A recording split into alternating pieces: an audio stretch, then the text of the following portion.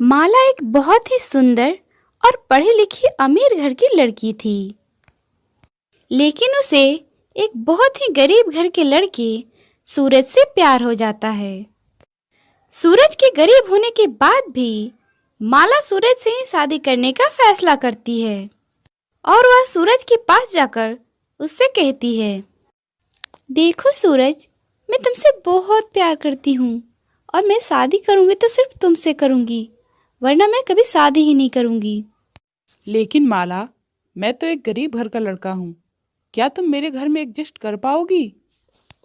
तुम्हारे प्यार के लिए मैं सब एडजस्ट कर लूँगी सूरज।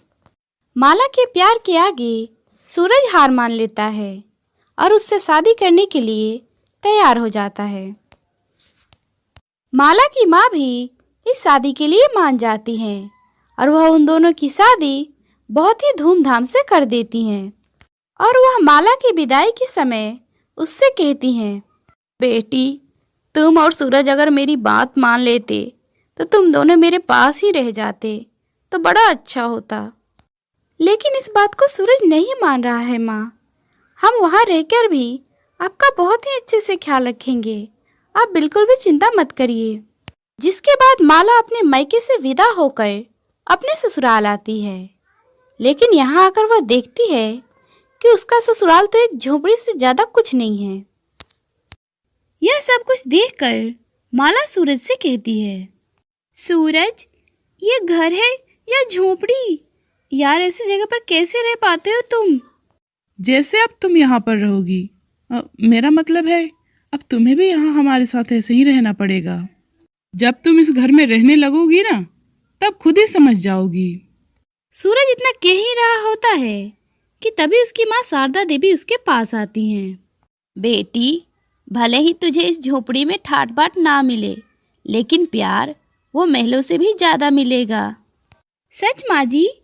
तो फिर तो मुझे चिंता करने की कोई ज़रूरत ही नहीं है। मैं आज से ही आप दोनों की तरह रहना शुरू कर दूंगी। उस दिन के बाद सचमुच माला सब कुछ भुलाकर अपने गरीब पति और अपने सास की तरह रहना शुरू कर देती है और वह घर का सारा काम खुद से ही करना शुरू कर देती है। वह चूल्हे पर खाना पकाना सीख लेती है और हाथों से कपड़े धोना और कपड़ों को इस्त्री भी करना, और वह घर की साफ सफाई भी खुद ही करती है। एक दिन माला चूल्हा जला रही होती है, लेकिन चूल्हा उसे जल ही नहीं पा रहा था, जिसके कारण वह दुखी होकर कहती है, ओह, चारों तरफ धुआं ही धुआं है और ये लकड़ियां जल भी नहीं पा रही हैं। पता नहीं आज खाना बन भी पाएगा या नहीं। माला को इतना परेशान देखकर उसकी सास उसके पास आती हैं और उसे कहती हैं, तू परेशान मत हो बहू, कल से तुझे चूल्हा नहीं जलाना पड़ेगा। मैं तेरे लिए गैस चूल्हा खरीद दूंगी। लेकिन गैस चूल्हे के लिए इतना पैसा कहाँ से आएगा माँ जी? तू चिंता ना कर बहू, मैंने बहुत दिनों से थोड़े थोड़े पैसे जोड़कर रखे हैं। अगली सुबह माला की सास उसके लिए गैस चूल्हा खरीद कर लाती हैं, जिसके कारण माला को लकड़ी के चूल्हे से निजात मिल गया। अब उसे गैस के चूल्हे पर खाना बनाने में कोई भी परेशानी नहीं हो रही थी।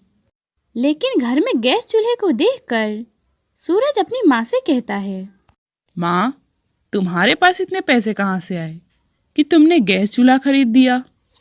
अरे आए कहाँ से बेटा, मैंने उम्र भर जोड़ के रखे थे, ये वही पैसे हैं। मैंने सोचा कि बहू को इस गरीब झोपड़ी में थोड़े से तो सुविधा मिले, इसीलिए मैंने थोड़ा पैसा खर्च कर दिया।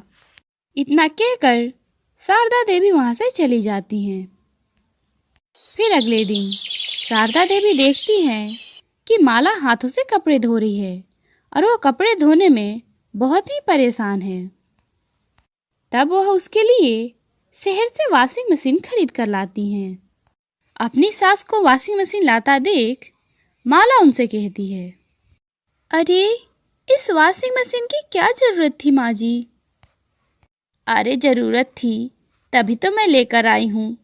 मुझे तुझे हाथों से कपड़े धोता हुआ देख बिल्कुल भी अच्छा नहीं लगा बेटी। ऐसे ही समय बीतता है और गर्मी का मौसम आता है। जिसमें बहुत ही भयंकर गर्मी पड़ने लगती है। इतनी भयंकर गर्मी होने के कारण माला को मटके का पानी बिल्कुल भी अच्छा नहीं लग रहा था और वह फ्रिज का पानी पीने के लिए बेचैन हो रही थी। कितनी ज़्यादा गर्मी है, मुझसे तो ये मटके का पानी पिया नहीं जा रहा। अगर कितना अच्छा होता अगर हमारे घर भी फ्रिज होता। बहू, तो चिंता मत कर बेटी, मैं आज ही तेरे लिए शहर से फ्रिज खरीद कर ला देती हूँ। फिर शारदा देवी शहर से माला के लिए फ्रिज खरीद कर ला देती हैं। अब माला को मटके का पानी नहीं पीना पड़ता, अब उसे ठंडा ठंडा फ्रिज का पानी मिल रहा था। फिर कुछ दिनों बाद माला हाथ के पंखे से परेशान हो जाती है और गर्मी भी काफ़ी पड़ रही थी। यह सब देखकर उसकी सास शारदा देवी घर में उसके लिए एसी लगवा देती हैं, जिसके बाद माला को अपनी सास पर संदेह हो जाता है। फिर वह सोचती है, माँ जी रहती तो झोंपड़ी में है, लेकिन पैसे महल वालों की तरह खर्च कर रही हैं। आखिर ये इतना पैसा इनके पास आता कहाँ से है। फिर कुछ दिनों बाद झोंपड़ी में धीरे धीरे महलों जैसे सारे सुख सुविधाएं आ जाती हैं। माला झोंपड़ी में रहने के बाद भी महलों सा जीवन जीने लगती है। फिर एक दिन माला से मिलने उसकी सहेली कोमल आती है। क्या हाल है माला, तुम अपने इस गरीब ससुराल में खुश तो हो ना? यार मैं बहुत खुश हूँ। कहने को तो मेरा ससुराल झोंपड़ी वाला है, लेकिन इसमें सुख सुविधाएं महलों से भी अच्छे हैं। यह सुनकर कोमल मुंह बनाते हुए माला से कहती है, हाँ, ये महलों जैसा ठाट बाट ना तुम्हारे माँ के पैसों से ही है। क्या तुम जानती भी हो, तुम्हारी ये लालची सास तुम्हारे नाम पर उनसे खूब पैसा ऐंठ कर लाती हैं। तुम होश में तो हो ना कोमल, तुम ये क्या कह रही हो? ठीक ही तो कह रही हूँ, तेरी सास तेरा फायदा उठाकर अपनी गरीबी दूर करने में लगी हुई है।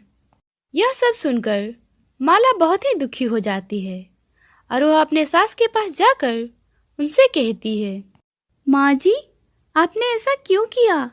आपको मेरी माँ से पैसे मांगने की क्या ज़रूरत पड़ गई? उनके पैसे से ये सारी चीज़ें मैं भी खरीद सकती थी। माँ, आखिर तुम इतनी लालची कैसे हो गई? तुम्हें माँ जी से पैसे मांगने की क्या ज़रूरत थी? बेटा, मैंने कोई लालच नहीं किया था। ये सब करने के लिए मुझे माला के माँ ने ही मजबूर किया था।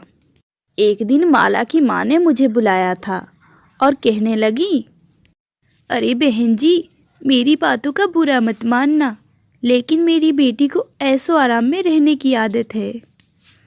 इसलिए मैं चाहती हूँ कि आप मेरे पैसों से मेरी बेटी को ज़रूरत की सामानें खरीद कर दे दें, तो आपकी बड़ी मेहरबानी होगी। लेकिन आप उससे इस बारे में कुछ भी मत बताना। माँ जी, मैंने आपसे कब कहा था कि आप मेरे लिए ये सब चीज़ें खरीद कर ला दो?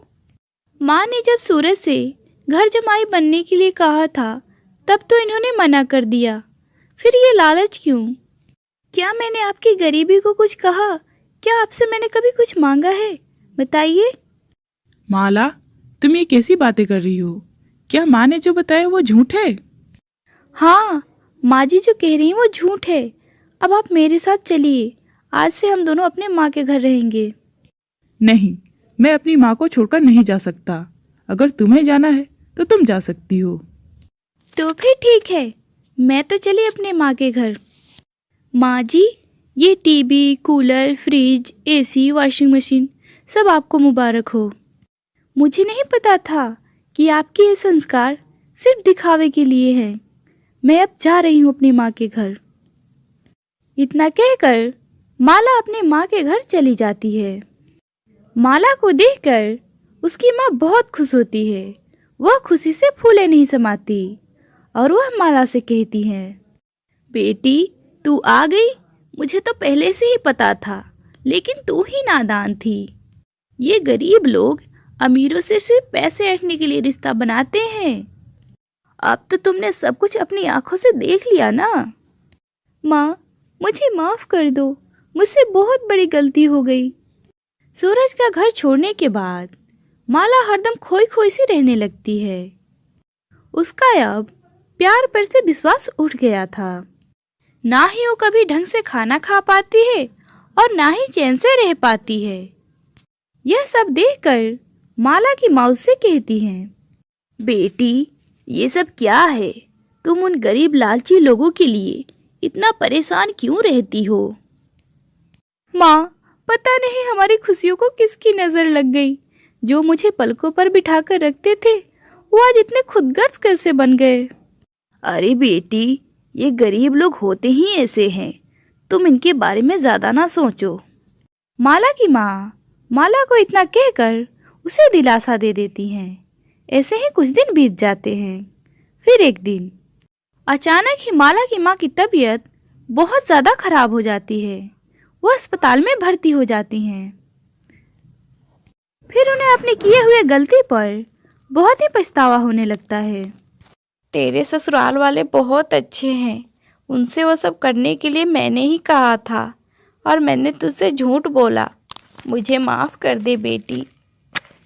अपनी माँ की बातें सुनने के बाद माला को अपने ससुराल वालों पे बहुत गर्व महसूस होता है और वह बहुत ही खुश हो जाती है कि उसके ससुराल वालों की इसमें कोई गलती नहीं है। वो अपने पति और अपने सास से माफ़ी मांगती है और कहती है, माँ जी, मुझे माफ़ कर दीजिए। ये सब मेरी माँ का किया धरा था, लेकिन मैंने सच्चाई को जाने बगैर आप लोगों पे आरोप लगा दिया।